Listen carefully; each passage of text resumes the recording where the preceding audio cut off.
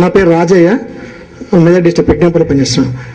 Discussion ఏమనుకున్నామంటే అన్ని రాజకీయ పార్టీలు టీఆర్ఎస్తో సహా తన ఈ ఉద్యమాన్ని లేదా తెలంగాణ వాదాన్ని తమ సొంత ప్రయోజనాలకే వాడుకుంటారని అనుకుంటున్నాం.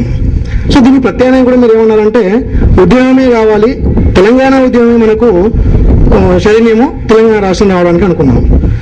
మరి నా డౌట్ ఏంటంటే ఇంత మేధావి అయిన మన జయశంకర్ గారు ఉద్యమం వైపు రాకుండా, ఉద్యమాన్ని నిర్మించకుండా, ఉద్యమాన్ని నిర్మించి ఈ తెలంగాణ ఉద్యమాన్ని ఉధృతం చేసి అవసరం అనుకుంటే ఈ వాదం వైపుకు రాజకీయ పార్టీలను మళ్లించి తన వెనుక తిప్పుకోకుండా తను టీఆర్ఎస్ ఒక రాజకీయ పార్టీ వైపు ఎందుకు వెళ్ళినట్టు, అటువైపు ఎందుకు నడుస్తున్నట్టు ఇది ప్రధానమైన డౌట్. ఇది ప్రత్యేకమైన రోల్ ఈజ్ ఎ మోటివేటర్. నిజానికి ఉద్యమానికి ఆద్యుడు, ఒక రకంగా ప్రత్యేక తెలంగాణ అనే ఉద్యమానికి కాలోజీ తర్వాత మూల పురుషుడు కూడా జయశంకర్ సార్. ఎందుకంటే ఆయన తెలంగాణ అనే ఉద్యమాన్ని ఇప్పటివరకు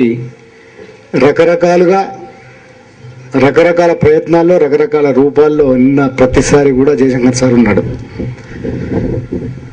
నిజానికి ఆయన ఇప్పటిదాకా అంటే చాలాసార్లు ఈ ఒపీనియన్ చాలాసార్లు అడిగినారు చాలామంది.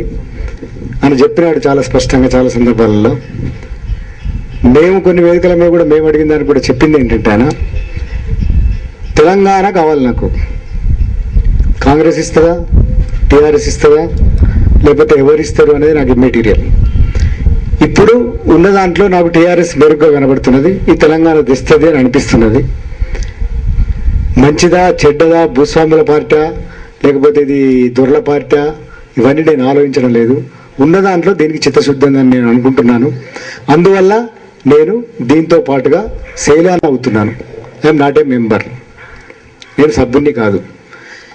దీని ద్వారా నేను ప్రయత్నిస్తున్నాను అని చెప్పినాడు మాకు క్లియర్గా. సిద్దిపేట లాంటి మీటింగ్లలో ఓపెన్ డిబేట్ అయింది. ఇది కూడా మేము మాట్లాడినాం, సార్ మాట్లాడినాడు. మాట్లాడిన తర్వాత ఓపెన్ చెప్పే విషయం ఇది.